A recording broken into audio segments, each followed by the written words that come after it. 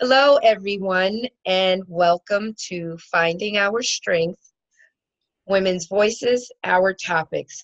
And I am Linda, the creator and the host of the show.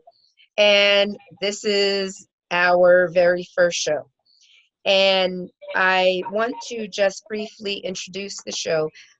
If you haven't had a chance, I would like everyone to take a look at the launch video that I previously recorded. But just to give everyone a little bit of a background, sorry, there was a little bug flying by me. Um, just to give everyone a little bit of background on why I created this show and what it's all about.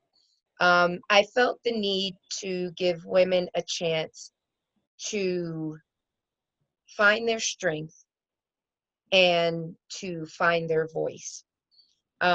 This actually came about when I was telling some of my students a little bit about my background, and one like two or three students said, "Oh my gosh, you should write a book."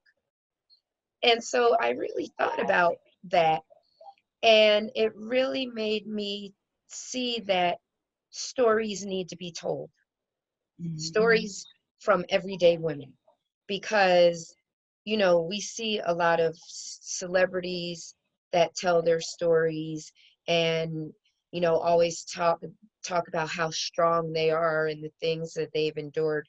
Well, everyday women have endured the same things, and we have had to find our strength as well, sometimes even more so because we are often voiceless, whereas celebrities can use their platform to put their stories out there. So I wanted to create a space for the everyday woman to talk about um, struggles, and it doesn't even have to be struggles because, like I said, it's our voices, but it's our topics. We could talk about social justice issues, we can talk about struggles, we can talk about faith, whatever we feel that we want to address, instead of having society dictate to us what we should be discussing.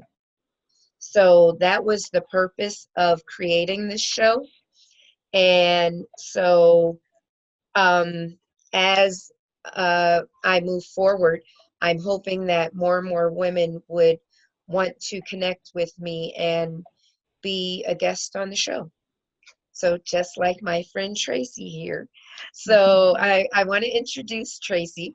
And just so everyone knows, Tracey and I go way, way back. We grew up together as kids and have lost touch for a while because I moved away and then got back in touch.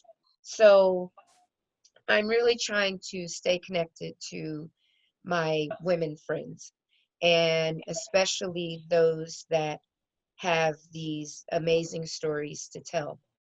And Tracey, you're one of those women who has gone through so much in your life, so much that I didn't even know about. I only knew a little part of it. But Mhm. when you and I reconnected just to even discuss doing this show, I learned so much more about you and about what you have gone through, but even more so about just how strong you are with the things that you have gone through. So, with that being said, I would like to turn the show over to you as my guest. And, we're going to talk about health issues, and we're going to talk about your faith journey as well. So I'll let you introduce yourself and we'll go from there. Okay. Thank you very much. You're welcome. It's a pleasure to be one of your first guests on Finding Our Strength. And I thank you for the accolades, but I have to give all the thanks to God. I said, because Yes. even though when I didn't think He was there, He was there. Yes. And all the Mhm. things that I went through, it is because of His grace, His strength, not mine. I Yeah. was just able to, along with friends and church family praying for me, I came Mhm. a long way through my faith journey as well as my health. Um, I presently live in Piscataway. Okay. Uh-oh. Oh, Tracy, I'm so sorry. The recording froze. I don't know if I'm still being recorded. Youngest will be Oh, uh, 21 years old come in 2 weeks. okay. So, So, Tracy, I'm just going to stop you. The recording froze. So, can you go back a little bit and just repeat a little bit of what you said? So, I know you were talking about one of your children. yes, I have So, three adult children. mhm. My son, Emmanuel, he's 28. I have my oldest daughter is 23. And then I have my baby girl, which is no longer a baby, break my heart. She will soon to be 21 years old. Okay. Okay. So Wonderful. um, I don't even know where to begin. Just begin when the trauma started. In 1987, um, I was married for almost 20 years. So my husband went to work. I got a phone call um, from my son, and he said, "Mommy, two cops are at the door." And I was like, "Why?" And he was just like, "Something happened to Daddy." Now, this shows how if you told me that story, I would have known in the back of my mind. I said, you know what? It doesn't look good. But I didn't see it like that. I had stuff all over my desk. I said, you know what? I'm going to go. I got to go. I go to the hospital. The priest of the church, the chaplain, was waiting for me. It still didn't dawn on Oh, me. It did not dawn on me. And on my way to the hospital, I was like, well, it must be really bad. We lived in a split level house. So I said, probably when he does come home, he'll probably be, I'll keep him downstairs. I had a type of job where possibly I could work from home a couple of days. I'm thinking all of this stuff, right? right. So I go into this room. I'm waiting for the priest is asking me all these questions. It still didn't dawn on me. And then a doctor and two nurses came in, and they were asking me questions. And I'm just like, wait a minute, hold up. Tell me what happened. And then they told me that he was in a fatal car accident, but which I still don't understand to this day. It was only him. He was not in an accident with any other car, and it was on a highway. So I don't, well, they don't understand why. And what happened is that he was on 18 and he collided on a pole in the middle of the highway. And the car wrapped itself around the pole like a U. Oh my God. So it took me like 3 years to read the police report because I still didn't Wow. understand. I couldn't understand. I thought maybe he had a heart attack while he was driving, but when they did the autopsy, it was nothing. They couldn't find anything. So my children at the time, my girls were 7 and 9, and my son was 17. He was getting ready to start his senior year in high school. Mm-hmm. Um, so we managed through. And then less than a year after the car accident of my husband, I found out that I had kidney cancer and Oh, fourth stage renal failure. oh my God. So then, and I tell people now, it's very important for you to take care of yourself because I knew um, I always had problems with high blood pressure. And right before the Oh, car accident, I was going for certain tests to see what my kidney function was. But oh, what happened, I forgot about it. I didn't go. Right. Two, what brought me to the hospital, I tell people that it was a pure miracle because for about a week prior to me going to the hospital, I was experiencing severe pain in my stomach. Mhm. And but I always had a high tolerance of pain, so I really ignored it. I was uncomfortable. I did whatever I needed to do, Okay. um, and what I did do for myself and for the kids, we started taking karate because of the fact that I just needed something to release all of this I don't know, hurt and pain. So I Right. called one of my karate friends and I asked her to take me to the hospital. And Wow. he did certain tests, and he was like, I have two things to tell you. You have kidney cancer, Oh my and God. he said that he didn't know for sure if it was. He saw a small lump, and he was like, "We won't do a biopsy. We'll just remove the whole thing since the kidney is so small, and then that's when we'll find out if if you have Mhm. cancer." And then he said that, and I said fourth stage is fifth stage renal failure. That's when I, Oof. my kidneys are no longer functioning at all. Both Um, were not, or just one, just the one, one? just Oh, one. okay. And I found out Okay. they had a kidney disease, and it didn't help of years of hypertension. It didn't help matters Okay. either.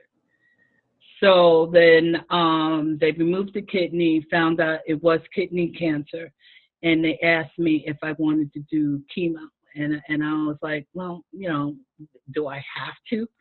And he's Right. like, no, because since it was less than a centimeter big, you really don't. He said you could if you want to as a precaution. So they watched me for additional 3 years. Every year I had to do an ultrasound to make sure cancer didn't come back to the. Right. So then I was on dialysis for 5 years. Um, Okay. Dialysis is something that I would not wish on my worst enemy. Oh my gosh. So, What was that like? What do you go through with that? Because I'm not familiar with it at all. Um, I know it's a long process, but mhm. I don't know what it entails. Okay. Dialysis is a machine that filters a certain percentage of your blood. The blood is taken out of your body. I think it's about maybe like 30% of your blood. Right. It goes Okay. into the filter and then it goes back. Hmm. They have to put it's called either a graft or a fistula in your arm. Uh-huh. That's the first place, your forearm. They try to put it in there so the veins will be up um, where it's visible so they can insert the needle. So you get two needles put into this fistula. So just think about it as like a canal. And then the needles are inserted. One is to take the blood from your body, right? Goes Hmm. into these wires, these tubes. It gets filtered, and then it goes back. The clean blood goes back into Okay. your body. Okay. Even though that is necessary, because since my kidney wasn't functioning, I needed an artificial something to clean my Right. blood. So that's what really um, cleans the blood and kept me alive. Like Right. if I Right. stopped it, there's some people who have other sicknesses or illnesses and they opt not to no longer do dialysis. And then you can't live but so long without it because Wow. your body starts filling up with fluids. Right. And Okay. then, the what waste builds up in your body. Right. So even though that it's a good thing and I was still here, but it does kick you behind to Wow. the point where I didn't have any energy but to just go to dialysis, come back. My kids saw me in the bed when they went to school. They saw me in the bed when they came home. They saw me in the bed before they went to bed. Oh my Luckily, gosh. my kids were self. efficient, and I would always have food in the house and food that they could cook. Mm-hmm. I went from like a size 18 to a size 2. Um, Wow. my I no longer had taste for food. My favorite foods didn't taste right to me, and I just Right. didn't have the energy to cook. But then sometimes there would be times where I had all the energy in the world, and then Okay. in the kitchen, I'm cooking, and then there are other times, and I could barely lift my head off the pillow. So five Wow. years I went through it, and the waiting time in New Jersey, I believe, is like 5 to 7 years. I think now with the new rules, the wait time is not as long Mm-hmm. as Okay. it was when I was waiting. Um, my son, he always said that he wanted to see if he was compatible because now they have um, this program is called the Kidney Exchange Program, Mm-hmm. where they want whoever is donating on the patient's behalf would be a match, but if not, that person will put their kidney in the pot, and then they look in the files to see who's the match for that other person, the dialysis. Okay.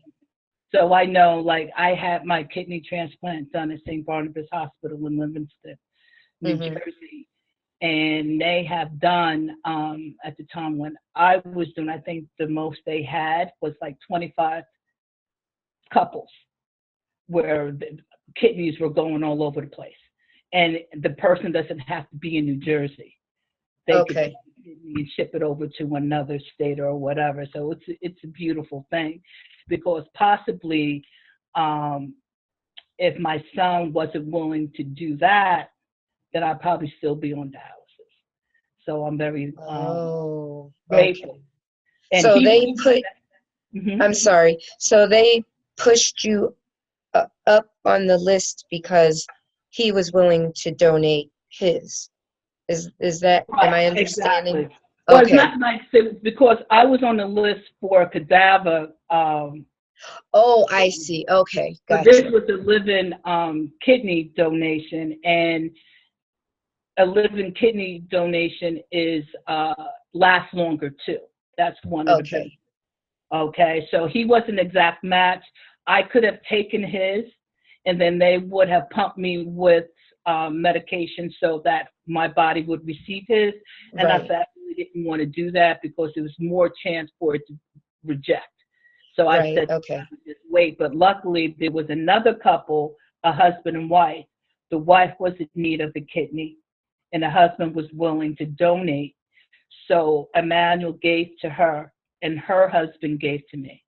Oh, So that wow. chain was very, very short. Right. So Right. that was up in 2013. Okay. So then life was good after that. Like I felt like a new person. I had two Mm-hmm. events to bring awareness to kidney exchange program, living kidney exchange program, and in the African American community, I've done a lot of events with New Jersey Sharing Network, and they're a hard egg to crack because of the fact of history of how they mistreated, our Right. African American men, and the lies and deceit. They're just, Mm-hmm. what, God gave me two kidneys or whatever organ, I'm gonna die with them. Right.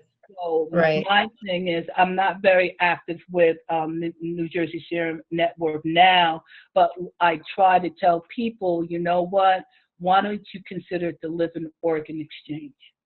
Mm-hmm. Because Okay. especially if you have a loved one, their quality of life would be so much better. My Mm-hmm. son was 23 at the time, and he's Okay. doing whatever he wants to do. And Right. I mean, his life hasn't changed. It's just 3 weeks of healing. So I Okay. think it's a lot easier to convince them to do that than be a living organ exchange, especially because of the climate that we're living in. They don't Right. trust the medical field. Right. Um, Right. but Yes. even though I've been a Christian ever since I was in first grade, Mm-hmm. that's when I went to a Christian school, and I remember I was just thinking Miss Isom, because it wasn't. I think I was the only African American in that school for 3 years. So she took an interest of me because she was African American. So she brought me to Christ. Oh, okay. So I knew about God. Mm-hmm. I knew about Jesus. I Right. knew all of that. So, I would pray, but I, Mm-hmm. I, I tell people that I was an inactive Christian. I Okay. had the information, but I didn't put it to work. Right. And You that know. happens a lot, Hmm. because oftentimes it's unfortunate, but it's oftentimes tragedy that brings us closer to God when, you look back and you say, well, why did it take all this? Right. Why wasn't I close to God the way I should have been before the tragedy happens? But, one of the things that I have learned as well is that, we are able to depend on God's strength in our weakness. Hmm. So, it absolutely makes sense that when we are at our weakest, that's when we That's turn to God the most. right. So, yeah, so talk about that journey. What was that like for you? I didn't realize how much I didn't exercise my faith. You know what I mean? I just Right. didn't. I had a friend um, that she used to go to this church, and she would ask the church to pray for me. And she was like, Tracy, you need to come to the church. I've been telling the pastor and the elders about you, and they put you in prayer. And I was like, okay, I will. I'm going. I'm coming. All right, all right. It took me a couple of years to go, but she kept Okay. on saying they're still praying for me. So occasionally I went. So then they greeted me with open arms. Like they felt like they knew me because she always Okay. lifted me in prayer. Right, And right. the people were so welcoming and warm. And I was like, oh, I said, I like this. But the thing was that it was an Adventist church. Oh, And okay. I was like, I don't know. And I kept on saying to her, and this is probably the reason why she kept on saying, come to the church. And don't ask me why I would say this, Linda. But I was just like, I want to find a church that will teach me. Well, the principle was the Ten Commandments, and Okay. that included the Sabbath. Mm-hmm. Okay. So, but I wasn't too crazy about the church because it was a bilingual church. So whatever it said, whoever the speaker is, if it's an English speaking pastor, they would translate verbatim in Spanish. And I really couldn't concentrate because here I am trying to get the word, trying to, get into the service, and then it's like it's broken up, and then it goes into Spanish again. You know what I mean? I didn't like that Oh, back and forth thing, right? And I was like, okay. And I don't know about me, when I understood what the Sabbath was and how you're supposed to keep it. It was, I was just like, I don't know. I don't know. I'll just keep on going, learning the Bible because that's what I really wanted to do. Mm-hmm. So then my son took me out and my friend to a fancy restaurant that he used to work for, and we're talking and enjoying the meal, and I said, I'm getting baptized. I didn't think about it. Really? I did not Just think about out the it. And I was blue. like, I stopped and I was like, who said that? Right.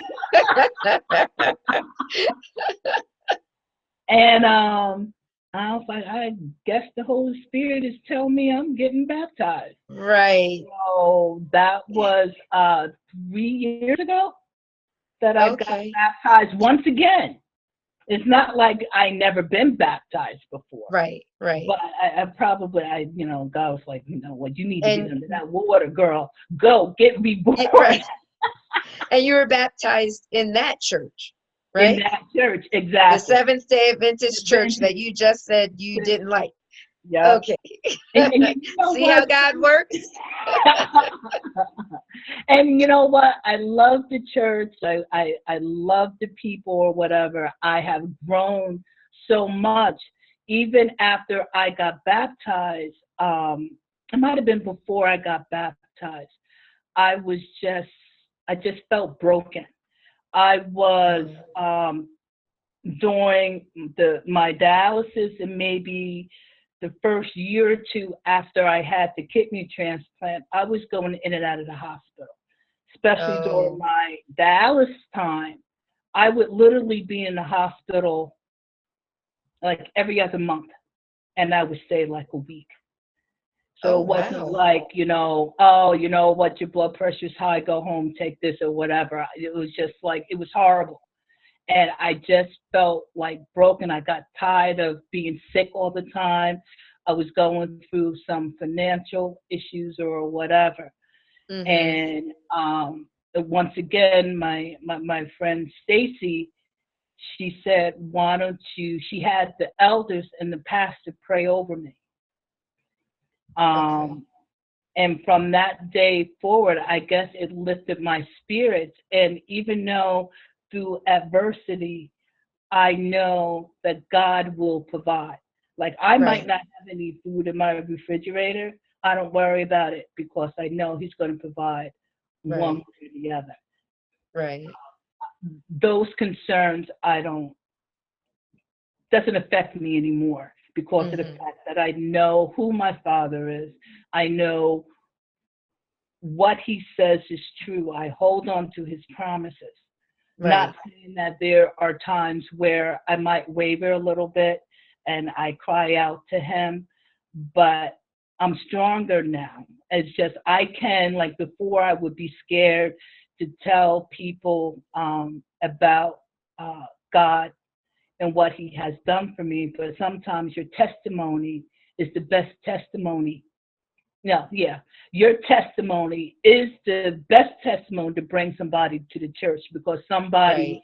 is experiencing the same thing that you experience. But the only Right. difference is that I'm standing on my faith, knowing that He is there. A lot of people think that whatever they go through is through their own strength.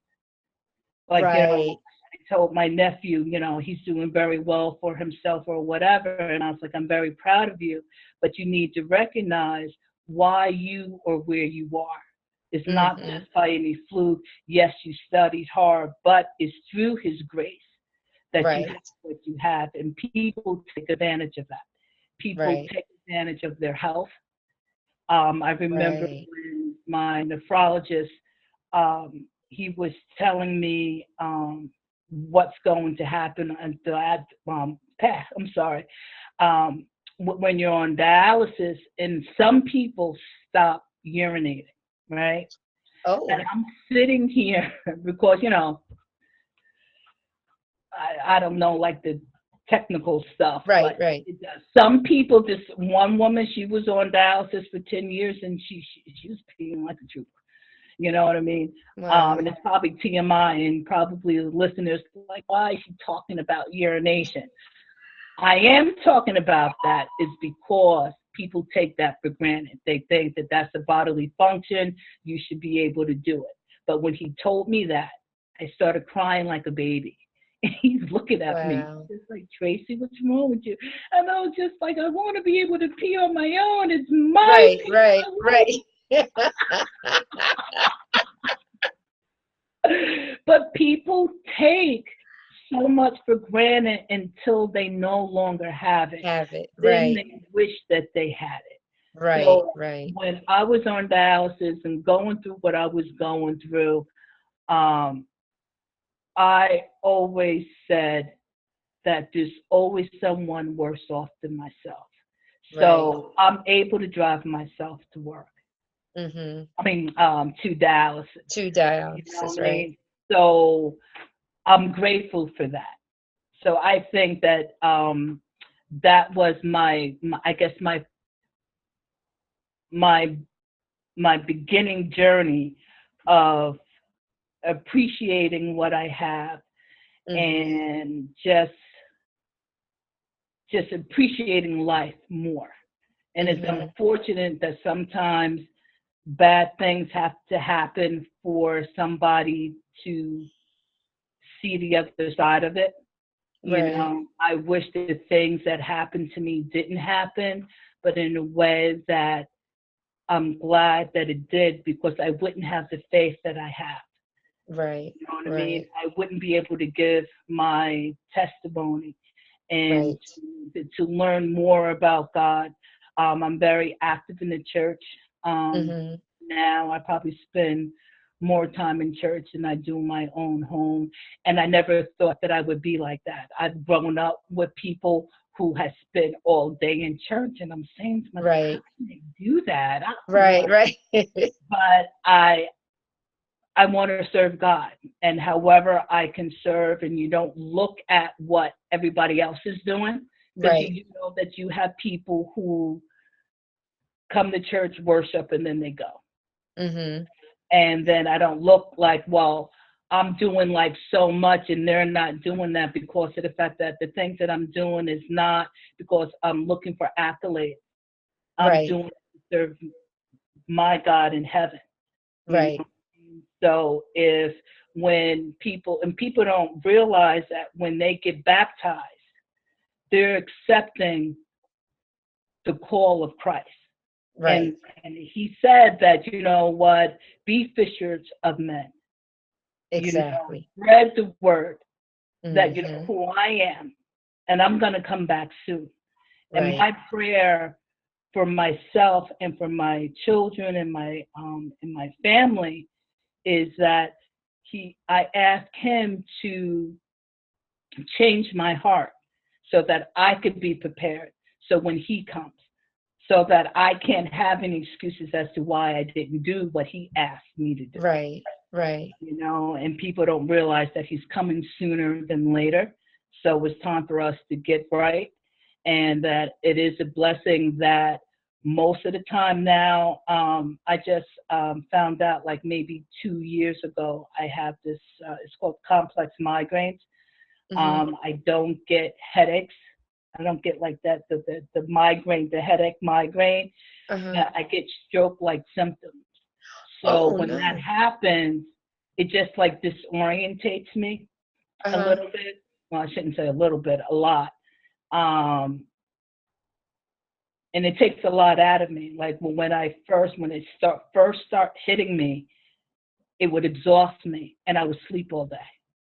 And right Okay. now, there's no medications that I can take because it will affect the kidney. So I'm trying to like, Oh.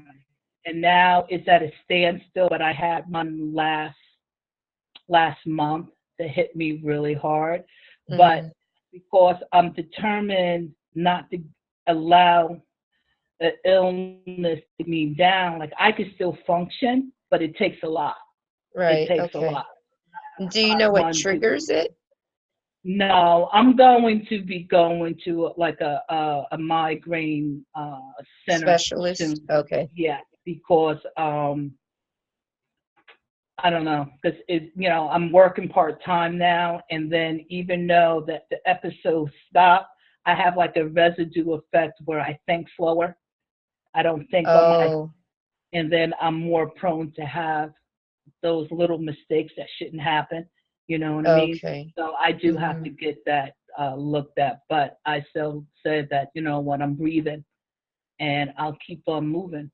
Because Right. I think that when I spoke with you before, I didn't realize like how well I was doing until those migraines hit again. Oh, And I was like, I okay. didn't realize like what feeling well really is, because most of the time when I wake up, I felt lousy, but I kept on moving. Oh, People okay. don't, like, if you're able to get up and have, and your all your body parts are functioning or whatever, that in itself is a blessing. So even though you might be going through a situation, you're at you're not working with a deficit because of it. You're able to get up and you're well. Right. Right. Right. Don't take that for granted, because it's not given that everybody wakes up well. Right. You Right. know, so God I is hear good. you. Oh God my is good. goodness, Tracy, you have Yeah, gone through a lot. yeah. But again, it's through His grace. It's through Yeah. His grace. So I'm hoping that maybe if somebody who is listening or will listen to this recording and they're going through something, just know that they don't have to go through it by themselves. They Right. know that you may not recognize who God is and what He can do. He says that He will never forsake you. Don't be dismayed. That Right. He will always be with you. And I'm a youth leader, and I tell Okay. them all the time. I said, if you don't remember anything else, that I want you to know that regardless of what you go through, that God will never leave you. And it's a hard concept because people don't understand. Well, if He's there, so how come I got to go through all of this? Right. He loves Right. me so much, but I don't know. I can't answer for Him. The only thing that Right. I can do is to uh, just tell them what I learned, Right. that He is a promise keeper and He won't break it. Right. So even though that we're going through stuff, He's there with us. He's in the trenches with us. Absolutely. So then when you know that you have a friend and you're not going through it by yourself, it helps out a lot. Right. And with Absolutely. God, even though you can't physically see Him, but He's there. Right. And just like, we know the story when Jesus was crucified. I mean, look at what Jesus went through. And Jesus knew that God was there, but Jesus himself said, Blameless. God, why have you forsaken me? So it's not, it's, it, let me put it this way. It's okay for us to feel that way. And we should never feel bad as Christians for feeling like, you know, God isn't there, because that happens a Hmm. lot for us, Yeah. as we go through our faith journey. And even once we think we're there, there's always more that you know Hmm. we can go through, because God never promised us a life with no problems. God Right. never Exactly. promised us, and especially when we sit here and understand that the trauma and the trials and tribulations are oftentimes what brings us closer to God. Um, there are times when we have to be honest with ourselves and say, if I hadn't gone through this, would I really be as close to God, Hmm. you know, as I am now? Right. And for just speaking for myself and the things that I've gone through, because I have to do my own show one day.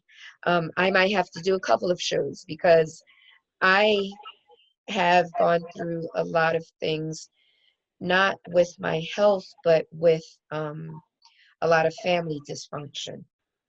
And, the things that I went through, I I know for a fact brought me closer to God as well. Hmm.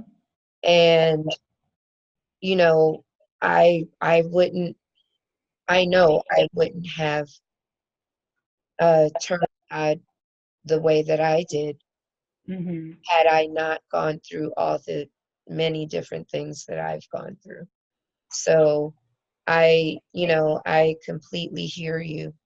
Um, and completely agree with you because sometimes we get caught up in our own lives, Mhm. caught up, like you said, sometimes we think we give ourselves too much credit for the good things that happen to us. And, sometimes God may want that glory as well. So, it's sometimes God just has to give us a little reminder like, hey, you're not doing this all on your own. I'm Right. helping, and Mhm. I want you to acknowledge that. So Right. I hear you. My God, when we talked about doing the show, I didn't know everything, that you Mhm. discussed tonight. So thank you You're for welcome. sharing. I And really I hope I do hope that it will help someone else. That's the reason why when I saw your post on Facebook and I was like, you know what? Let me see, because people need to hear not only they need to hear the good and the bad and in between, right, and know that whatever they're going through, like I said, that they don't have to go it through by themselves. right, Sometimes there's reasons that we may find out later on why it happened. Like I don't understand how what happened when my husband was driving. right, And I hope maybe Judgment Day, and then you have an opportunity to ask God all of these questions. That's one of right. um, and just tell people that you know what, it's okay not to have strength of a I don't know. I'm trying to think of a witty uh, analogy, but nothing's coming to me. You Right, might not have the strength of a rock, right, but when you have Christ in your life, He is your rock. right. So Absolutely. you don't have to go through things by yourself. And then two, people don't understand, especially financial situations, Mm-hmm. that it's your choices that put you in the place where you are, where you might not be able to pay a bill because of the fact that you went out to eat like 4 times out of the month or whatever. So Mm-hmm. you have to remember you have to make better choices, and how you make better choices to ask God to give you the wisdom so that you Right, can. right. Amen. Amen. Well, thank you, Tracy, so much. I truly appreciate this, and I honestly hope that it does help someone out there, even if their situation isn't remotely the same, but there's always something that we can pick up on in someone else's story that we can relate to, Right. and that we can say, you know what, this is food for thought. Mhm. And if we can look at you and what you've gone through with losing your husband, and then a year, it was, you said a year later, right? It was a little bit less than Diagnosed. a year. So with kidney cancer, you had to have a kidney transplant.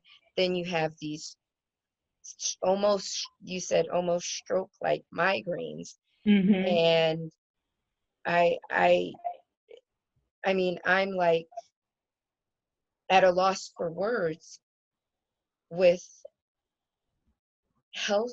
Like, I honestly, other than your faith in God and getting your strength from God, I personally would can't even imagine what it would be Mhm. like to have to go through um you know very serious health issues. Mhm. um because I don't think I could handle it. Because the most I can tell you, I've had my tonsils taken out, I've had my gallbladder removed, and I've had kidney stones, and that's it. And so I haven't had, all those health issues. Mm-hmm. But now, if I start talking about my family issues, my God, and I am serious because, like I said, I need to have a couple shows on that because that's I don't want to make it about me, but that's where, I have had to find my strength through those issues. And that's where Mhm. I had to turn to God, so I can completely relate to what you're talking about. Um, Right, right. and, and honestly, giving God all the glory for, keeping you sane through all of this. Hmm. So, so God thank is good. God is you. very, Yes. very good. So Amen. it was Amen. a pleasure. It's been a true pleasure. Thank you. I appreciate it. So, um, uh, I'm a new host. I don't know how to wrap this up in a really professional way, so I'm just going to be honest. And look, this is my show, so I'm just going to be me. Okay, so I'm going to say thank you for everything. I appreciate it. I love you, and Love you too, Linda. God bless you. God And bless. we're going to do the other thing we talked about off the air Hmm. and try and reconnect with some old friends. Okay, very good. So All you have a right. good night and God bless. You too. God bless you too. Take care. Bye bye. Bye bye.